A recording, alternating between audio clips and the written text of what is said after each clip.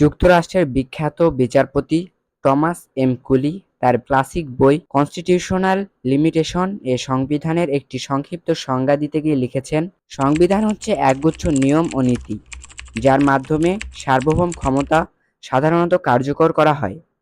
ছাত্র জনতার কল্যাণে একটি অন্ধকার শ্বাসরুদ্ধকর একনায়কতন্ত্রের শিকল থেকে বেরিয়ে এসে জাতি নতুন করে তার সার্বভৌম অধিকার প্রয়োগের বিরল সুযোগ পেয়েছে। 1971 সালে মহান স্বাধীনতা সংগ্রামের প্রাক্কালে স্বৈরশাসক আইয়ুব খানের সামরিক শাসন থেকে বেরিয়ে আসার স্বপ্নে গোটা জাতি প্রায় এক বাক্য 6 দফায় ভোট দিয়েছিল। জনগণের রায়কে পদদলিত করে ইয়াহিয়া খান 71-এর 25শে মার্চের কালো রাতে নিরস্ত্র জনগণের উপর ঝাঁপিয়ে পড়ে। 9 মাসের মহান স্বাধীনতা যুদ্ধের মাধ্যমে আমরা স্বাধীনতার লাল সূর্যকে ছিনিয়ে আনি। রচিত হয় 72-এর সংবিধান।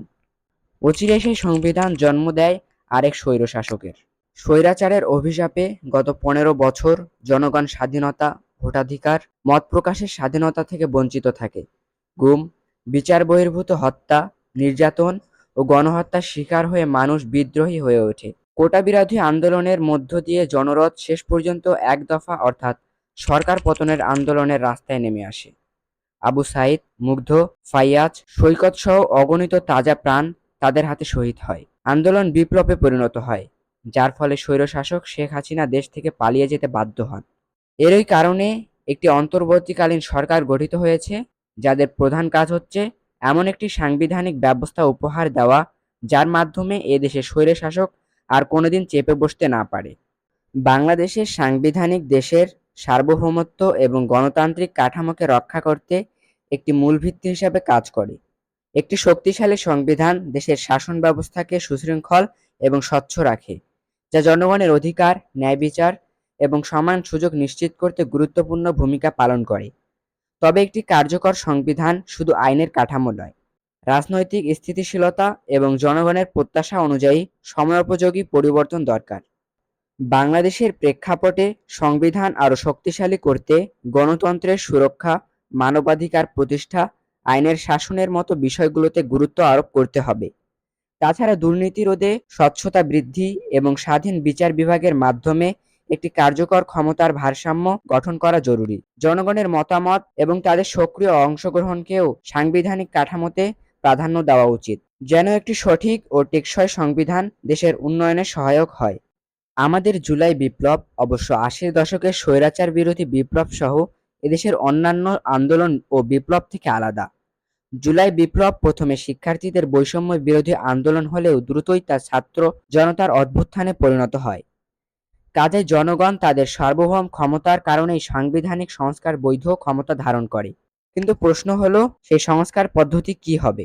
সম্প্রতি অন্তর্বর্তীকালীন সরকার সাংবিধানিক সংস্কারকে অগ্রাধিকার দিয়ে একটি কমিশন গঠনের ঘোষণা দিয়েছে। কমিটিকে 3 মাসের মধ্যে সংস্কার প্রস্তাবনের প্রতিবেদন জমা দিতে বলা হয়েছে। কিন্তু সরকার কিভাবে সাংবিধানিক সংস্কার বাস্তবায়ন করতে চায় তা এখনো স্পষ্ট হয়নি। সরকার কি নির্বাচনের পর সংসদের মাধ্যমে সংশোধনীর দিকে যাবে, নাকি সংবিধান সভা গঠন করে নতুন সংবিধান প্রণয়ন করবে?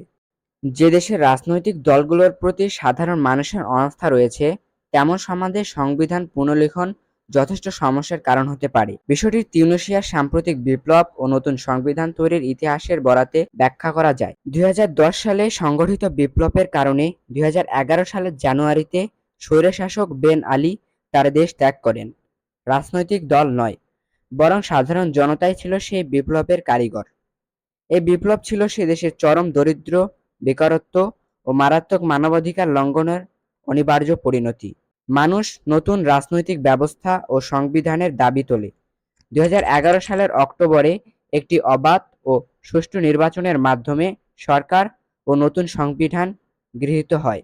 ইসলামপন্থী দল এন্নাহদা সর্বাধিক ভোট পেয়ে ধর্মনিরপেক্ষ দলগুলোর সঙ্গে জোট বেঁধে সরকার গঠন করে। তার পরপরই এন্নাহদা সরকার ব্যবস্থার একক কৃতিত্ব প্রতিষ্ঠায় মরিয়া হয়ে ওঠে। 2013 সালে ধর্মনিরপেক্ষ দলের নেতা খুন হলে ব্যাপক সহিংসতা ছড়িয়ে পড়ে। অনেক নাটকীয়তার পর 2014 সালের জানুয়ারিতে একটি নতুন সংবিধান গৃহীত হয়। নতুন সংবিধান প্রেসিডেন্ট ও প্রধানমন্ত্রীর ক্ষমতা বন্টনের মাধ্যমে আধা রাষ্ট্রপতি শাসিত সরকার ব্যবস্থা প্রবর্তন করে। 2014 সালের ডিসেম্বরে নতুন প্রেসিডেন্ট নির্বাচন হয়।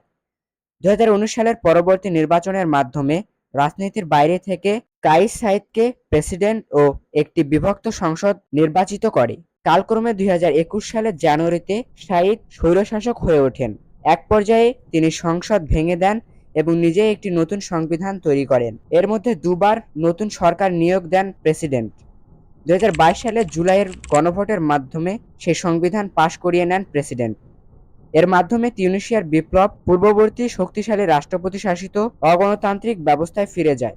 দেশ একটি সংবিধান প্রণয়নের দিকে গেলে সে যাত্রায় বাধা বিপত্তি নিয়ে একটু ভাবতে হবে। আমাদের সাংবিধানিক পরিচিতি, জাতীয় পরিচিতি ইত্যাদি নিয়ে ভাবতে হবে। রাষ্ট্রধর্ম ইসলাম সংবিধানে থাকবে কি থাকবে না সে নিয়ে ভাবতে হবে। নতুন সংবিধান তৈরি কিংবা সংশোধনের মাধ্যমে সাংবিধানিক সংস্কার গ্রহণ করা হোক না কেন, একটি সর্বদলীয় মতামত ও অংশগ্রহণের প্রক্রিয়ার মাধ্যমে সমঝোতায় পৌঁছাতে হবে।